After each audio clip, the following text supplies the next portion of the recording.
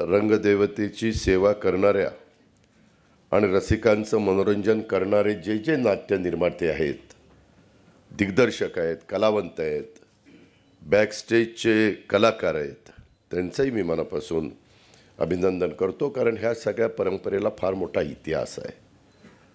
बघता बघता 100 वर्ष झाली. दरवर्षी होऊ शकलं नाही. काही वर्ष करोना असेल किंवा इतर काही अडचणी असेल, त्याच्यामध्ये ती वर्ष त्याच्यामध्ये धरता आलेली नाही आहेत. नाही तर मागच 100 वर्ष झाली असती. आज तसं बघितलं तर नाताळचा सण आहे. मी सगळ्या माझ्या बांधवांना, विशेषतः ख्रिस्ती बांधवांना मेरी ख्रिसमस अशा प्रकारच्या शुभेच्छा देतो. त्याच्याबरोबर नवीन वर्ष 6 दिवसांनी इंग्रजी वर्ष सुरू होणारे जानेवारी महिना, हे नवीन वर्ष आपल्याला सगळ्यांना सुखाचं, समृद्धीचं, आनंदाचं, भरभराटीचं जावं अशा प्रकारच्या शुभेच्छाही देतो. परमेश्वरांनी प्रार्थना देखील करतो. आजच्या दिवसाला दुसरं एक अजून महत्त्व आहे. आज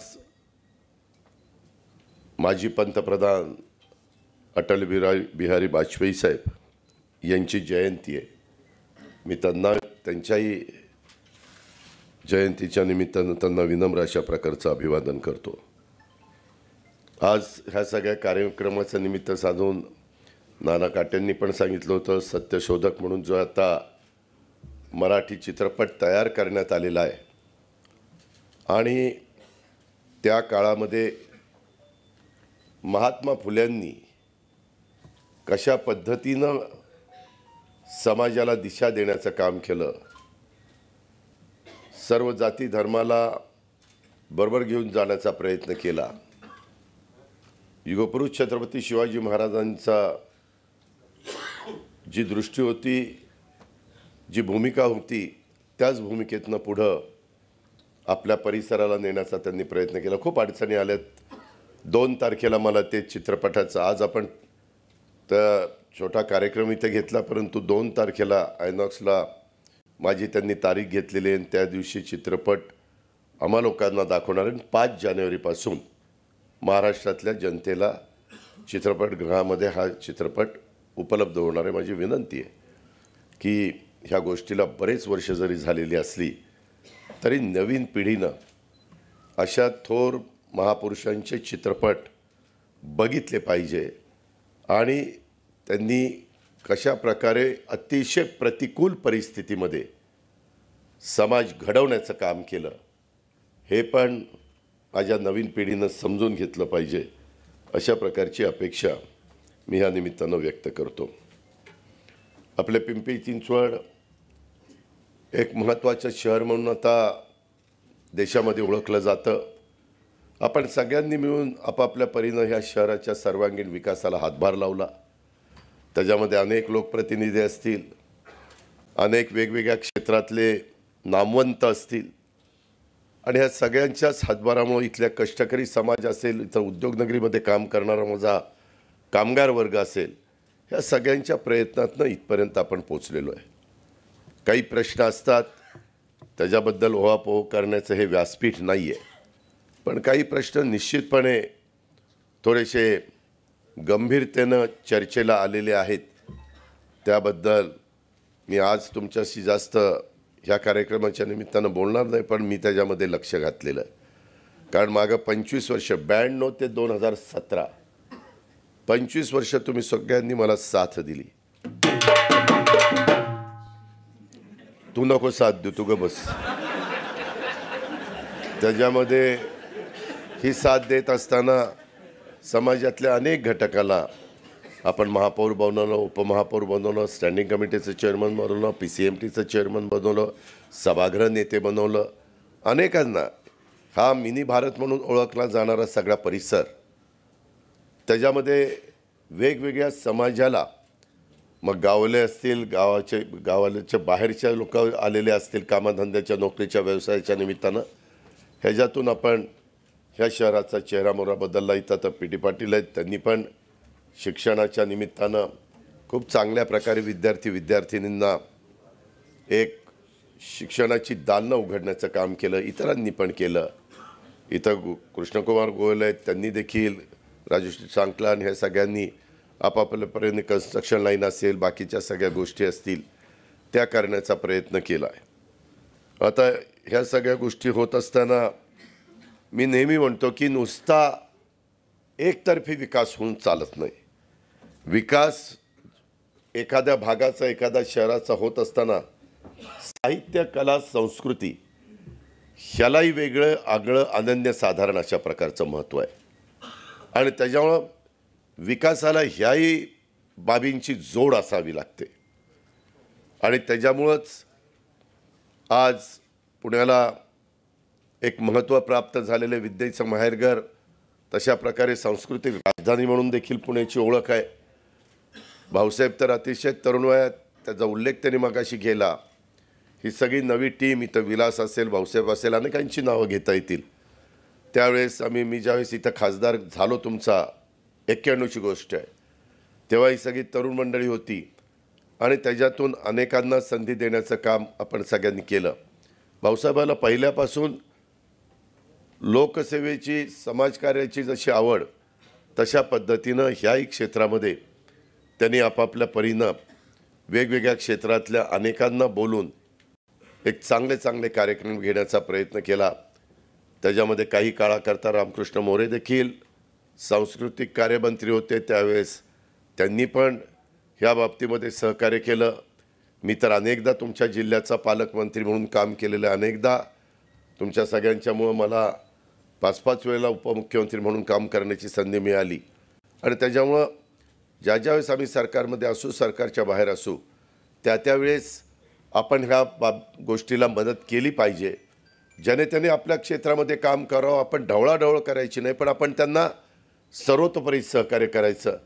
म्हणून भाऊसाहेबांनी मला ज्यावेळेस सांगितलं, त्यावेळेस मला उदय सामंत देखील उद्योगमंत्री म्हणाले की दादा, आता अधिवेशन संपते, आपण सगळेजण चाललेलो आहे, तुम्ही काही करून एक वेळ द्या आणि तिथं PMC कमिशनर, PCMC कमिशनर आणि बाकीचे सगळे लोकांना बोलवा, ऑफिसर लोकांना, आम्हाला बोलवा, भाऊसाहेबला बोलवा आणि त्याच्यातून जिल्हाधिकारी असतील, बाकीचे सगळे असतील, त्याच्यातून काय काय कुणी जबाबदारी पार पाडायची। त्यांनी सांगितलेली गोष्ट खरी आहे की 100वे अखिल भारतीय मराठी नाट्य संमेलन असल्यामुळं 10 कोटी रुपये अशा प्रकारची भरीव मदत केली, परंतु ती मदत ही अनेक आपल्या राज्यातल्या वेगवेगळ्या नाट्यमंडळाच्या करता, ह्यांच्या शाखा असतात, तिथं वेगवेगळे कार्यक्रम घेण्याच्या करता आणि काही बाबतीत त्याने जसा उल्लेख केला, रत्नागिरीला मी 5 कोटी जाहीर केलेले होते, तशा पद्धतीनं काही रक्कम ह्याच्यामध्ये एक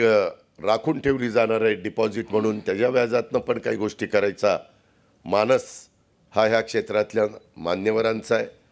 सुरुवात आपण पुण्यामध्ये गणेश कला क्रीडामध्ये शुभारंभ करतोय आणि नंतरचे मात्र 2 दिवस मला वाटतं इथं आहे। मुख्यमंत्र्यांना त्यांनी निमंत्रण दिलेलं आहे, उपमुख्यमंत्री देवेंद्रजींना निमंत्रण दिलेलं आहे, बाकीच्या सगळ्यांना। मला तर पहिल्याही दिवशी आहे, दुसऱ्याही दिवशी आहे, मी पण त्याच्यातनं वेळ देणार आहे।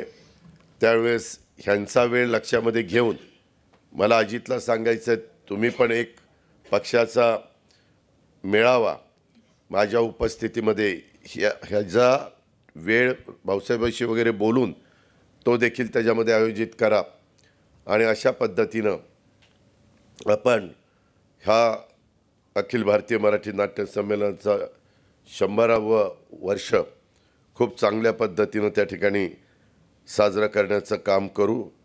त्याच्यामध्ये मला वाटतं संमेलनाचे अध्यक्ष जब्बार पटेल हे भूषवणार आहेत आणि त्यामुळे हे संमेलन निश्चित एका वेगळ्या उंचीवर पोहोचवण्याचं काम झाल्याशिवाय राहणार नाही। 2016 साली 89वंच माझ्या माहितीप्रमाणे मराठी नाट्य संमेलन पिंपरी चिंचवडला झालेलं होतं।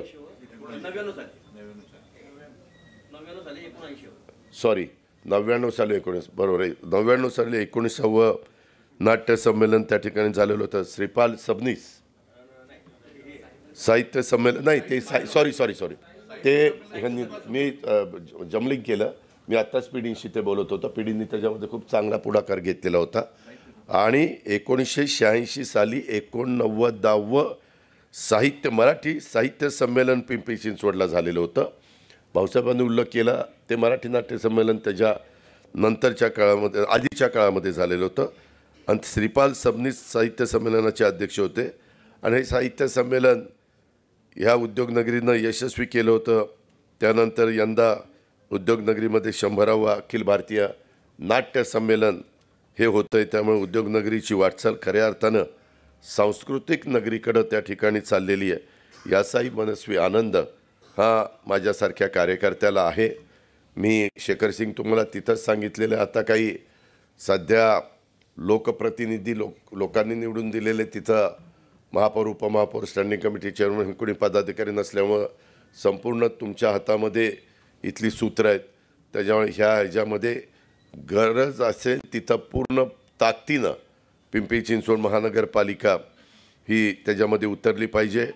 मला परवाच्या मीटिंगमध्ये असंच ह्याच्यात काही अजून पैसे कमी पडतात मी पुणे जिल्हा नियोजन समितीच्या माध्यमातून देखील ताबडतोब त्यांना जे काही रक्कम लागते ती देण्याचा सूचना दिलेल्या आहेत. त्याचंही काम चाललेलं आहे कारण मीच तिथं पालकमंत्री म्हणून काम करतो आहे. त्याच्यामध्ये आपल्या मराठी नाटकाचा इतिहास हा फार मोठा आहे. एक 1842ला आपले सांगलीचे राजे पटवर्धन यांच्या प्रेरणेतनं विष्णुदास भावे यांनी सीता स्वयंवर हे पहिलं मराठी नाटक रंगभूमीवर आणलेलं होतं. आणि त्यामुळं विष्णुदास भावेंनी मराठी नाट्य चळवळीची मुहूर्तवेळ रोवली असं मानलं जातं. त्या अर्थानं बघितलं तर मराठी नाट्य चळवळीला तब्बल 250 वर्षाचा इतिहास 1842चं जर आपण साल घेतलं तर तो इतिहास आहे. मात्र मराठी नाटकाच्या इतिहासात आपण डोकवलं तर हा इतिहास आपल्याला थेट तंजावरला स्वराज्य संकल्पक शहाजीराजेंच्या दरबारामध्ये घेऊन जातो. इसवी सन 1650च्या कालखंडामध्ये लक्ष्मीनारायण कल्याणम सारख्या 5-25 मराठी नाटकांच्या नोंदी तंजावरच्या संस्थानात आज देखील सापडतात. त्यामुळं मराठी नाटकाचा इतिहास तसा विचार केला तर साधारण 400 वर्ष जुना आहे असं म्हटलं तर वावगं होणार नाही. आपल्या मराठी माणसाचं नाटक हे वेड आहे.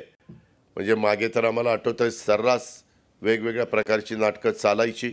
त्यावेळेस सोशल मीडिया नव्हता, त्यावेळेस चॅनल वेगवेगळे नव्हते आणि त्याच्यामुळं लोकांना तसं बघितलं तर करमणुकीचे कार्यक्रम ग्रामीण भागामध्ये ज्या गावची जत्रा असली तर तमाशे यायचे तेव्हा तिथं तमाशे चालायचे.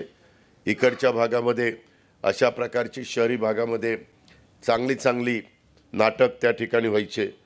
अशा पद्धतीनं मला माहितीच नाही मी सांगायचो आमदार निधीतनं मदत करणार आहोत पण अजून कुणाचंच पत्र नाही आणि ते जाहीर केलं आणि पत्र नाही आलं तर भाऊसाहेब म्हणेल तुम्ही जाहीर केलं आता द्या तुम्हीच.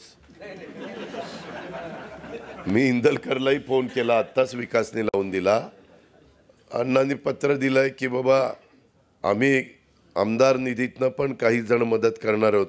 10-10 लाख रुपये आमदार निधीतनं मदत होऊ शकते. जे आमदार खरोखरीच मदत करून त्यांचे पैसे इथं जमा होणार आहेत अशा आमदारांना धन्यवाद आभार आणि सांगून पैसे जमा झाले नाही तर धन्यवाद दिलेले माघार. मित्रांनो गमतीचा भाग जाऊ द्या परंतु सहसा मी नियोजन मंत्री पद माझ्याकडे असल्यामुळं मी यांचा आमदार निधी 5 कोटी रुपये केला आणि त्याच्यातून जर आमदारांनी ठरवलं क्रीडा स्पर्धेला काही रक्कम द्यायची किंवा काही अशा प्रकारच्या साहित्य संमेलन नाट्य संमेलन अशा कार्यक्रमाला जर मदत करायची तर साधारण प्रत्येक आमदाराला 10-10 लाख रुपये पत्र देऊन कलेक्टरला सांगता येतं आणि तशा पद्धतीची मदत त्या स्पर्धा पार पाडण्याच्या करता अशा प्रकारची नाट्य संमेलन पार पाडण्याच्या करता निश्चितपणे होत असते. मी आत्ता तुम्हाला म्हणत होतो की मराठी माणूस आणि त्याचं नाटक वेड हे आपल्या सर्वांना माहिती आहे. नाटक हे मराठी माणसाचं पहिलं प्रेम आहे. त्याबाबत तो कधी त्यात तडजोड करत नाही अशा प्रकारचे साधारण पूर्वीची आपल्याला माहिती आहे किंवा आपल्याला त्याच्या संदर्भातला अनुभव देखील आहे. त्यामुळं नाट्य चळवळ अजून देखील जिवंत आहे आम्ही तर साधारण प्रत्येक शहरामध्ये एक थिएटर चांगल्या पद्धतीनं असावं अशा प्रकारचा प्रयत्न चाललेला आहे. बऱ्याच तालुक्याच्या ठिकाणी आपण केलेली आहेत. मी पुण्यामध्ये देखील मोठ्या प्रमाणावर अशा प्रकारची वेगवेगळी नाट्यगृह झालेली आहेत. आपल्या इथंही निळोभाऊ फुलेंच्या नावानी, त्याच्यामध्ये आपल्या रामकृष्ण मोरेंच्या नावानी, अंकुश लांडगेंच्या नावानी, त्याच्यानंतर मधी एक गदिमा त्यांच्या नावानी, अशा वेगवेगळ्या मान्यवरांच्या नावानी आहे. संत तुकाराम नगरमध्ये देखील आचार्य यात्रेंच्या नावानी. पण ह्याचा मेंटेनन्सचा पण खर्च खूप असतो. मला काल विक्रम कुमार सांगत होते 4.5 कोटी रुपये त्यांना मेंटेनन्सचा खर्च होतो. आणि बऱ्याचदा कलावंत माझ्याकडे तक्रार करत असतात की दादा, आम्ही ज्यावेळेस नाटक तिथं पेश करायला जातो त्यावेळेस तिथली त्यांची ती रूम असेल, बसणे तिकडचे त्यांची व्यवस्था बसण्याची असेल, तिथलं स्वच्छतागृह असेल, त्यांची मेकअप रूम असेल, त्याची कधी फार दुरावस्था झालेली असते. त्याच्यामध्ये आयुक्तांनी जास्त लक्ष देणं नितांत गरजेचं आहे. ठीक आहे, खर्च होत असतो, परंतु शेवटी हे समाजाच्या सर्वांच्या करता असतं, नवीन पिढीच्या करता असतं. प्रत्येकाच्या अंगामध्ये असणारी कला दाखवण्याची एक ती संधी असते आणि त्याच्यामुळं त्या बाबतीत आपण निश्चितपणे थोडंसं सगळ्याच गोष्टी बाबा एवढा खर्च होतो तेवढा खर्च येतो, शेवटी त्या खर्चाच्या मागचं कारण काय हे देखील त्या बाबतीमध्ये बघितलं पाहिजे. हेही मी आवर्जून सांगेन.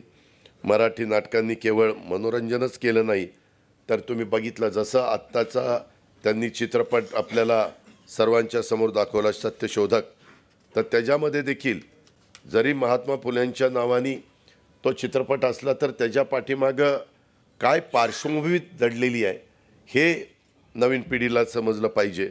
तशा पद्धतीनं सामाजिक, राजकीय, कौटुंबिक अशा कितीतरी विषयांना थेट हात घालण्याचं काम आमची मराठी नाट्य परिषदेचे वेगवेगळे मराठी नाट्य नाटकं देखील करत असतात. म्हणजे त्याचे निर्माते, दिग्दर्शक आणि कलाकार हे सगळे मिळून त्याच्यामध्ये स्वतःचं योगदान देत असतात आणि त्याच्यातून त्यांना भावना विश्व त्यांनी ढवळून काढतात. नाट्यरसिकांच्या मनाचा ठाव घेतात. काही नाटकं इथे उसळलेला मृत्यू वगैरे अशी काही नाटकं इतकी गाजली की काही म्हणजे लोक आज पण नाव काढतात. त्यामुळे नाटकं हे खऱ्या अर्थानं समाजाचं तसं बघितलं तर प्रतिबिंबच असतं. असं म्हटलं तर वावगं होणार नाही. मात्र एक गोष्ट मी मान्य करीन, 2-2.5 वर्षाच्या कोरोनाच्या संकटामध्ये मराठी नाटकांवर आणि नाट्यकर्मींवर मोठं संकट उभं राहिलं. या संकट काळामध्ये आपल्या नाटकांच्या घंटा थांबल्या, नाहीतर पहिली घंटा, दुसरी घंटा, तिसरी घंटा हे आपण बघायचो, नाटकं ती सुरू व्हायची. नाटकाचे प्रयोग बंद झालेले आपण पाहिले आणि नटमंडळींच्या समोर नाटकांवर अवलंबून असणाऱ्या अनेकांचे संसार अडचणीमध्ये देखील आलेले आम्ही पाहिले. त्याच्यातनं आम्ही नंतर यादी तयार केली होती. नीट रेकॉर्ड नव्हतं, त्यांना शासनाच्या वतीनं काही मदत करता येते का तो प्रयत्न आम्ही केला. काही राजकीय पक्षांनी देखील एक मदत म्हणून तिथं सहकार्याची भूमिका घेतली आणि ह्याच्यातून आम्ही नाट्य कलावंतांना, निर्मात्या, दिग्दर्शकांच्या आणि बॅकस्टेज आर्टिस्टच्या अनेक मीटिंग घेतल्या. नाटकांसाठी अनेक सवलती देण्याचा प्रयत्न केला आणि अडचणीमध्ये असणाऱ्या सापडलेल्या कलाकारांना, बॅकस्टेज आर्टिस्टला मदतीचा हात देण्याचाही प्रयत्न आम्ही त्यावेळेस सरकारमध्ये असताना केला. मला आठवतं आहे करोनाचं संकट थोडं कमी झाल्यावर पुण्यातल्या बालगंधर्व रंगमंदिरात 22 ऑक्टोबर 2021 रोजी आपण काही नियम पाळून नाट्यगृह पुन्हा सुरू देखील केली. त्यासाठी रंगभूमीची पूजा केली आणि 3री घंटा वाजून आपण नाटकाचा पडदा उठवलेला होता. अशा पद्धतीनं नेहमीच मराठी नाटकांवर ह्या एकंदरीत ह्या क्षेत्रावर मनापासून प्रेम करण्याचं काम हे केलेलं आहे. स्वर्गीय यशवंतराव चव्हाण साहेबांच्यापासूनचा इतिहास आहे. चव्हाण साहेबांनी पण नेहमी साहित्य संमेलन, नाट्य संमेलन ह्याच्याकरता ते स्टेजवर न बसता खाली बसायचे आणि त्यांच्या एकंदरीत कार्यक्रमामध्ये सहभागी व्हायचे. अशा पद्धतीची परंपरा पुढेही सातत्याने टिकवण्याचं काम ज्या त्या राज्यकर्त्यांनी केलेलं आपण सगळेजण बघतोय. मराठी नाट्य चळवळ उगमापासून असलेली वळण स्थित्यंतरं, अडीअडचणी, त्याच्या भरती, त्याच्या ओहोट्या सगळं भोगत त्या इथपर्यंत पोचलेलं आहे आणि भोगत उपभोगत अविरतपणे वाहतं आहे. याच एक नाट्यरसिक म्हणून मला मनापासूनचा आनंद आहे आणि त्याच्यामुळं भाऊसाहेबांनी मला सांगितल्यानंतर मी ताबडतोब ह्या गोष्टीला होकार दिला. मला पोलीस खात्याला यावर जाऊन सांगायचं आहे, तुम्ही पण त्याच्यामध्ये तुमची जबाबदारी चांगली पाडा आणि अशा कार्यक्रमाला PD आणि बाकीचे सगळे सहकारी नेहमीच मनापासून मदत त्या ठिकाणी करत असतात. थोडंसं बोलता भाऊसाहेब बोलून गेला की किती पैसे पाहिजेत ते सांगा, कधी पैसे पाठवू. पैसे कुणी देत नाही, चेक देतात किंवा RTGS देतात. नाहीतर कुणी ऐकलं की पुन्हा इन्कम टॅक्सचे पाहुणे त्यांच्या घरी यायचे. चाललंय मित्रांनो, गमतीचा भाग जाऊ द्या, परंतु एकंदरीतच मला मनापासून समाधान आहे की भाऊसाहेबांनी हे इथं कार्यक्रम घेतलेला आहे आणि जब्बार पटेल तसे बघितलं तर थकलेले आहेत, परंतु ते देखील त्यांनी खूप वेगवेगळ्या प्रकारे चित्रपट काढलेले आपल्याला सगळ्यांना माहिती आहे. सामना असेल, सिंहासन असेल, उंबरठा असेल, एक होता विदूषक, डॉक्टर बाबासाहेब आंबेडकर, मुक्ता, जैत रे जैत, मुसाफिर, पथिक असे खूप चांगले चित्रपट त्यांनी दिग्दर्शित केलेले आहेत. आणि त्याच्यामुळे जब्बारबाई पटेलांच्या अध्यक्षतेखाली 100वे अखिल भारतीय नाट्य संमेलन निश्चितपणे एका वेगळ्या उंचीवर जाईल या माझ्या मनात तिळमात्र शंका नाही. त्याच्यामध्ये ह्या नाटक क्षेत्रातल्या मान्यवरांनी नाटक चांगल्या पद्धतीनं करत राहावं.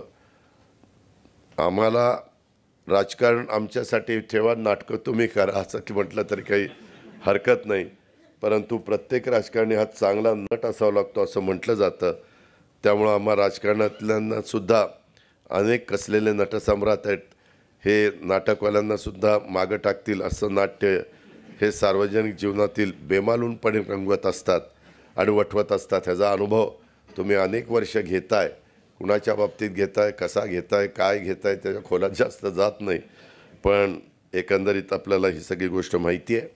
मी पुन्हा आपल्या पिंपरी चिंचवड ह्या महानगरपालिकेत, ह्या शहरामध्ये, ह्या उद्योगनगरीमध्ये होऊ घातलेल्या शतक महोत्सव अखिल भारतीय नाट्य संमेलन आपण सर्वांनी यशस्वी करून दाखवूया. मी पुन्हा एकदा नाट्य निर्माते, दिग्दर्शक, कलाकार, बॅकस्टेज कलाकार यांचं अभिनंदन करतो. आज जो लोगोचं अनावरण केलेलं आहे त्याच्यात पत्रकार मित्रांना, इलेक्ट्रॉनिक आणि प्रिंट मीडियाला पण विनंती करतो की आपण पण आपापल्या परीनं ह्या संपूर्ण अखिल भारतीय मराठी नाट्य संमेलनाचा 100वा हा कार्यक्रम पार पाडत असताना तुमचंही सहकार्य त्यामध्ये मनापासून मिळावं आणि आपण पण त्याला प्रतिसाद द्यावा अशा प्रकारची त्यांना विनंती करतो.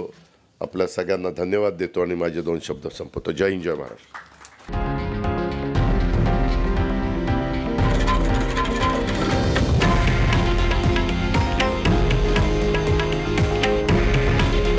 हे आहे देशातील नंबर 1 न्यूज नेटवर्क आणि आपण पाहत आहात TV9 मराठी. काळजी तुमची, हित महाराष्ट्राचं.